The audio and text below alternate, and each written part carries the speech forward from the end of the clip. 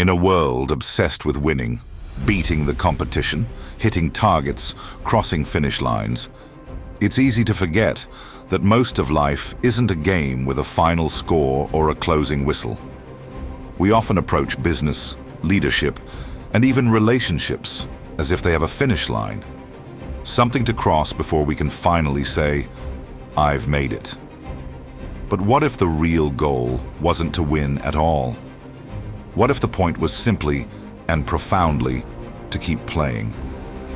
This is the central idea behind Simon Sinek's The Infinite Game, a powerful challenge to the short-term thinking that dominates modern culture. In it, Sinek argues that while finite games, like sports matches or chess, are defined by fixed rules and clear endings, the most meaningful aspects of life are infinite. They don't end, they evolve, and how we choose to play them determines whether we thrive or eventually fade away. Sinek doesn't suggest that finite thinking is always wrong. In predictable, time-bound situations, it has its place. The danger comes when we apply this mindset to things that are meant to last, like organizations, communities, and our own lives. When leaders focus only on quarterly profits or temporary victories, they often sacrifice long-term stability, trust, and purpose. Instead, Sinek proposes that we adopt an infinite mindset, a way of thinking rooted in vision, resilience, and service. At its core lies the concept of a just cause, a mission so compelling that it can guide people across generations. It must be inclusive, service-oriented, resilient, and idealistic. A just cause isn't about beating the competition. It's about making the world better, no matter how far off that goal may be. True success, according to Sinek, isn't measured in trophies or titles. It's not about being the best in the world, it's about being the best for the world. It's about creating systems, cultures, and legacies that outlive us. Not because we seek credit, but because we believe in something bigger than ourselves. So, how do you cultivate this kind of enduring success? How do you shift from chasing short-term wins to building something truly lasting? Let's consider a surprising lens through which to explore these questions. The movement of wealth. A record shift in global wealth is underway, with high-net-worth individuals, HNWIs, those with at least $1 million in liquid assets, relocating their residency in unprecedented numbers. According to the Henley Private Wealth Migration Report 2025, an estimated 142,000 HNWIs will move to new countries this year alone, a number expected to rise to 165,000 by 2026. The United Arab Emirates leads the pack, with Dubai emerging as a favored hub for the ultra-wealthy, offering zero income tax, political stability, and world-class infrastructure. Meanwhile, traditional economic powerhouses like the United Kingdom and China are experiencing significant outflows of wealth. But here's the twist. Many of these millionaires aren't necessarily leaving. They're securing options. They're playing a version of the infinite game, positioning themselves for a future where flexibility and security are paramount. Because that's exactly what Simon Sinek encourages us to do, not just financially, but philosophically. He invites us to think beyond the next quarter, the next deal, or the next headline, win. He challenges us to build lives, careers, and organizations that endure, that matter, and that contribute to something larger than ourselves. And that brings us to the heart of this exploration. In the following pages, we dive into Simon Sinek's 5 Habits of Success, an infinite pursuit, timeless principles drawn from his work that help individuals and organizations thrive not just today, but for generations to come. Because in the infinite game of life and leadership, It's not about winning. It's about staying in the game, with purpose, with integrity, and with meaning.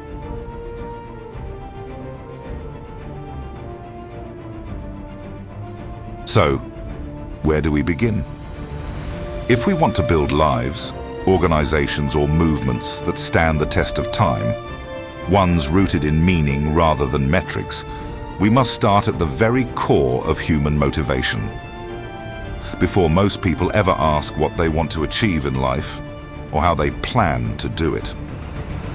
Simon Sinek invites us to go deeper. He asks a more profound, almost sacred question. Not just why we wake up every morning, or why we choose a certain job or dream, but the core, burning reason behind it all. That invisible architect of our actions becomes the compass guiding every decision we make. And according to Sinek, that's where all greatness begins, not with goals or strategies, but with purpose. This isn't feel-good self-help fluff. It's a powerful framework grounded in neuroscience, inspired by history's boldest minds, and practiced by some of the world's most admired leaders and brands. At its heart lies a simple yet transformative idea called the golden circle. Most people and organizations start from the outside in. They talk about what they do, maybe even how they do it, but rarely do they articulate why.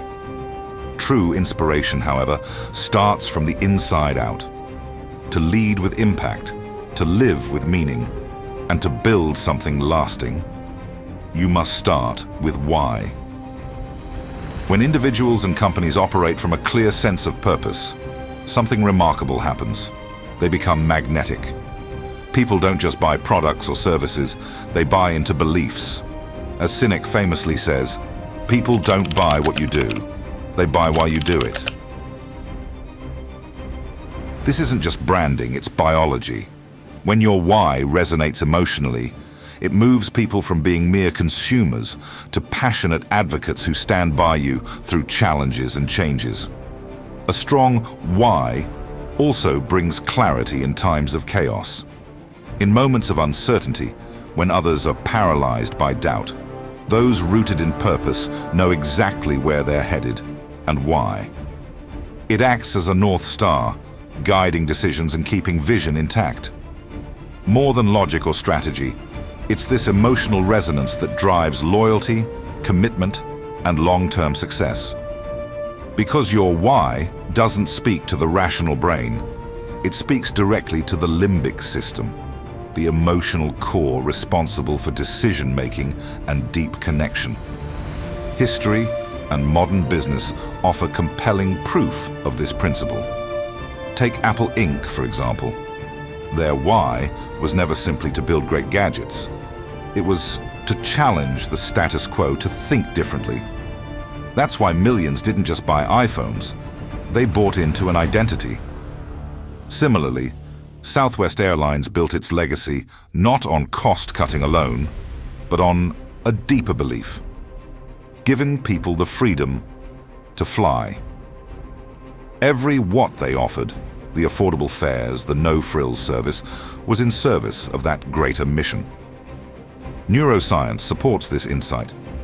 Studies show that starting with why activates the limbic brain, the seat of emotion, trust, and human behavior.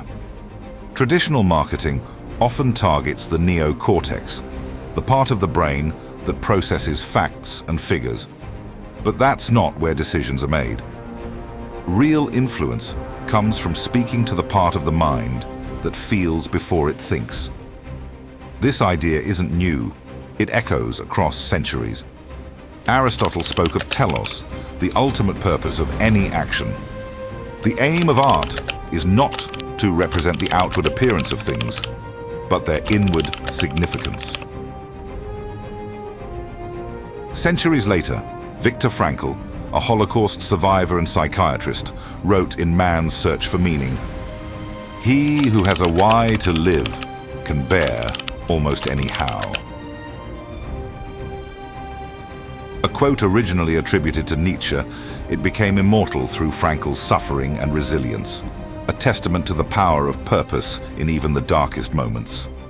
To start with, why is to stop chasing validation and begin leading with vision. It's not a clever marketing tactic. It's a way of life, one that builds trust, creates meaning, and lays the foundation for true legacy. And this is just the first habit in Simon Sinek's infinite pursuit of purpose-driven leadership.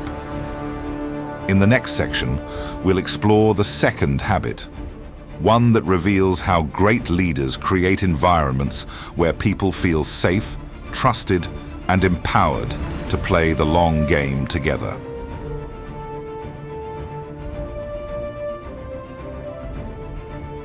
We grow up believing that life is a competition, structured like school, sports, or business, with clear rules, defined winners, and an end goal.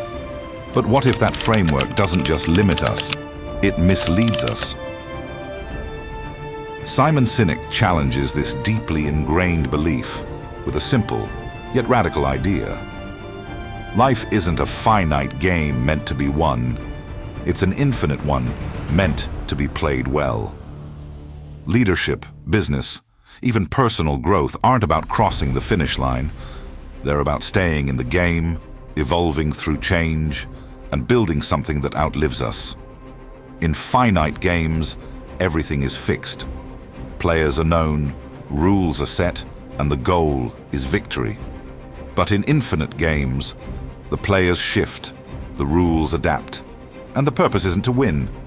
It's to continue, to endure, to improve, to pass the mission forward. This shift in mindset changes everything. Finite thinkers chase quarterly profits, short-term goals, and external validation. Infinite thinkers focus on long-term value, internal alignment, and meaningful impact. One asks, how do I beat them?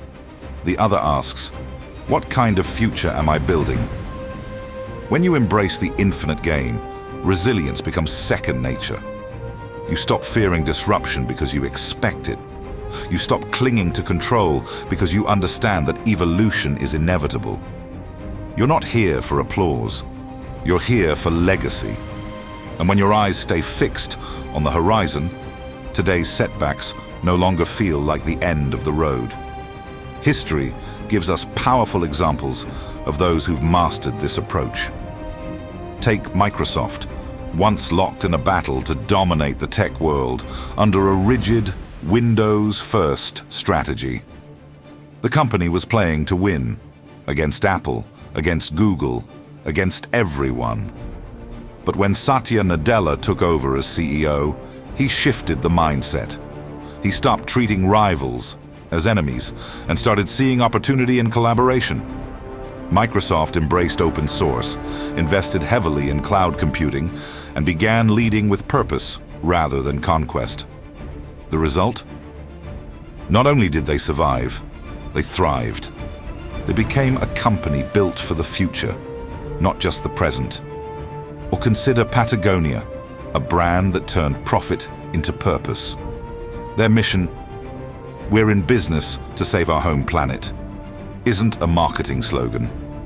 It's a just cause that guides every decision. Whether it's repairing old jackets instead of selling new ones or donating all profits to environmental causes, Patagonia plays the infinite game. They don't measure success in quarterly reports. They measure it in lasting impact. Sinek often points to a fascinating truth from game theory. Finite games create zero-sum thinking. Someone wins, someone loses. Infinite games, however, are positive-sum. Everyone can rise together. The more we invest in the future, the bigger the pie becomes. Philosophers have echoed this wisdom for centuries. Seneca, the great Stoic, believed that true fulfillment comes not from chasing fleeting pleasures, but from cultivating enduring virtue. Reminding us that resilience is born from perspective. When your vision extends beyond the next trophy, hardship becomes fuel, not failure. Even Sun Tzu, often quoted as a strategist of war, taught restraint and sustainable advantage. His greatest generals didn't seek battles. They sought peace through strength, victory without conflict, growth without destruction. That's the essence of infinite thinking. As Sinek puts it so powerfully, we are not playing to win, we are playing to keep playing. Think about that. What if the goal wasn't to cross the finish line, but to ensure the race continues, to protect the mission, preserve the culture, and empower others to carry it forward? John F. Kennedy once said, "Victory has 100 fathers, and defeat is an orphan." In real, lasting success, no one person owns the glory. Infinite success is shared. It's communal. It's something we build together. And perhaps Lao Tzu put it best, the journey of 1,000 miles begins with a single step. Not a sprint, not a race, but a step. Again and again. Because the real goal isn't to finish, it's to keep becoming. That's the spirit of the infinite game. Not just surviving, but building, evolving, and passing on something that never stops growing. A purpose that outlives your name. A cause bigger than your metrics. A life measured not in victories, but in impact. And this is only the beginning. Because embracing the infinite game isn't just a mindset. It's the foundation for the next habit. Building trusting teams, where people feel safe, valued, and empowered to play the long game together.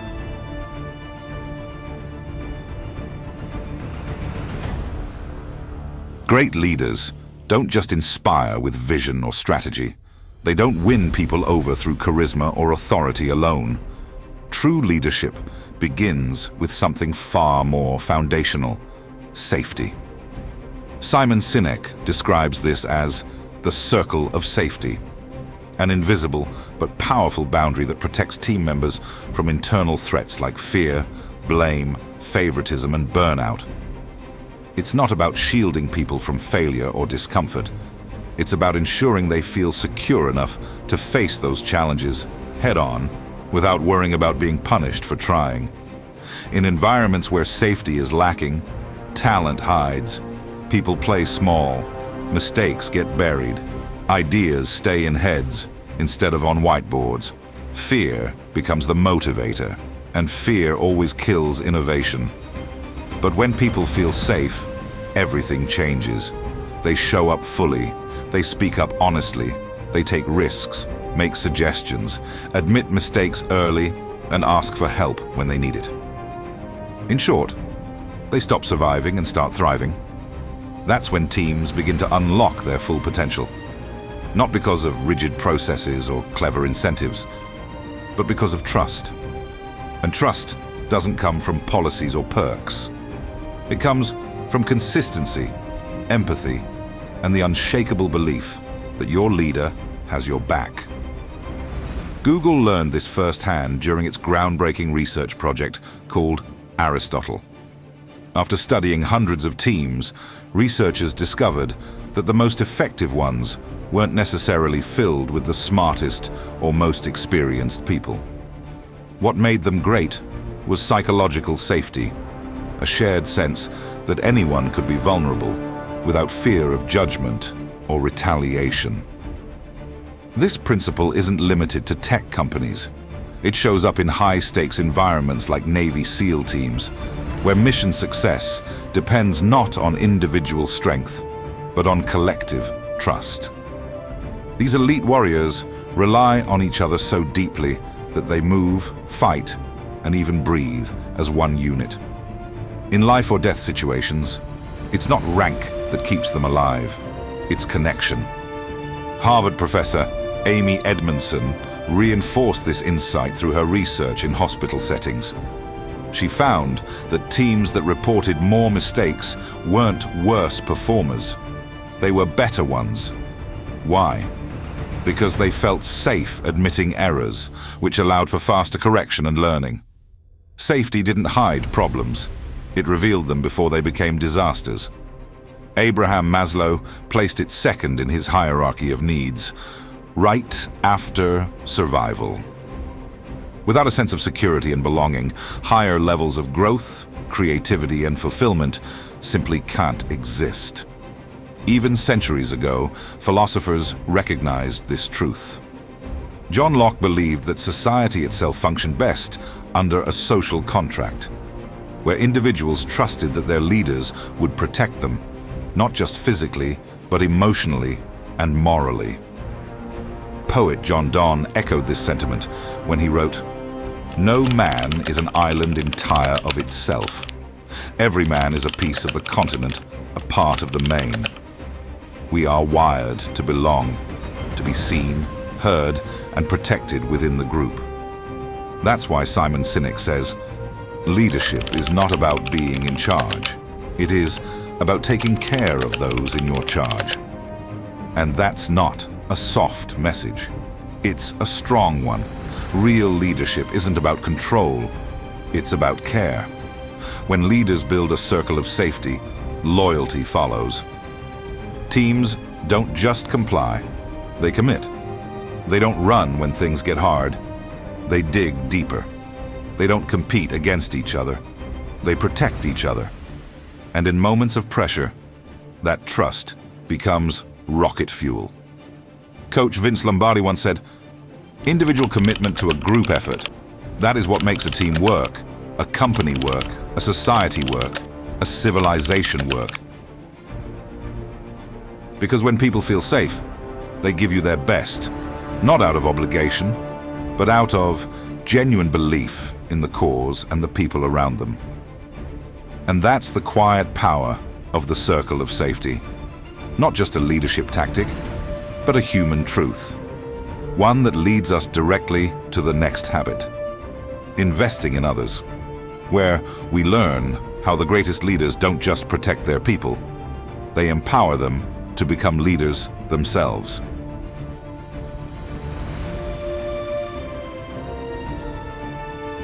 What if leadership wasn't about climbing to the top, but lifting others as you climb?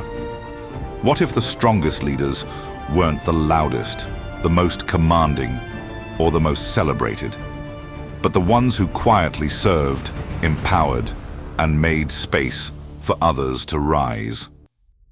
This is the kind of leadership Simon Sinek champions, not one built on hierarchy, authority, or control, but one rooted in empathy, humility, and service. True leadership, he argues, isn't about being in charge. It's about taking care of those in your charge. It's not about power. It's about presence, not about command, about connection. Empathy lies at the heart of this mindset, not the surface-level nodding kind, but the deep, radical kind, the kind that listens closely, feels genuinely, and acts decisively on behalf of others. It's leadership that sees people not just as roles or resources, but as individuals with hopes, fears, strengths, and stories. And when leaders operate from that place, something powerful happens.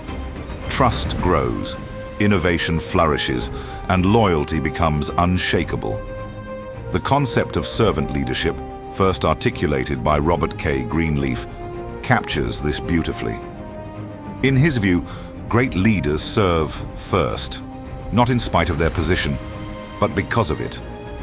Their job is not to be served, but to ensure that others are supported, nurtured, and given the tools to grow. They don't ask, "How can I benefit?" They ask, "How can I help?" We see this in action at companies like Zappos, where leadership doesn't revolve around rigid hierarchies or micromanagement, but around culture, care, and community. Employees aren't just hired to do a job, they're invited to belong. And when people feel seen, heard, and trusted, they give more than effort. They give their best selves. Or consider Grameen Bank, founded by Nobel Peace Prize winner Muhammad Yunus. His mission was not profit, but dignity. By offering microloans to the poorest communities, especially women, He didn't just create an economic model. He created a movement, one built on belief, empowerment, and the simple truth that when we serve others, we unlock potential that changes lives, and sometimes even entire societies.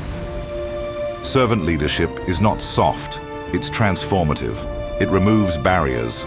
It gives people the freedom to fail forward, the confidence to speak up, and the support to become more than they thought possible. Leaders who serve don't demand loyalty through fear or transaction. They earn it through care and integrity, and the results speak for themselves. Organizations led by empathetic, servant-minded leaders consistently show higher employee engagement, stronger team cohesion, and better long-term performance. Why? Because people thrive when they're treated like human beings, not tools. This idea is not new, it's ancient. Lao Tzu once wrote in the Tao Te Ching, "The best leader is one whose existence is barely known. When his work is done, his aim fulfilled, the people say, 'We did it ourselves.'" That is the quiet magic of servant leadership, doing the unseen work that allows others to shine. Even Immanuel Kant, centuries later, echoed this principle in his categorical imperative, urging us to treat every person not as a means to an end, but as an end in themselves. Simon Sinek puts it plainly, a boss has the title, a leader has the people. And the difference between the two, one commands, the other connects. Leadership, at its highest form, isn't about legacy for yourself. It's about creating conditions that allow others to flourish long after you've stepped away. That change begins with choosing to lead, not from ego, but from empathy. Not from ambition, but from service. Because in the end, the best leaders aren't remembered for how high they rose. They're remembered for how many people they helped rise with them. And that is the quiet, powerful art of empathic leadership. One that leads us naturally to the final habit in our exploration.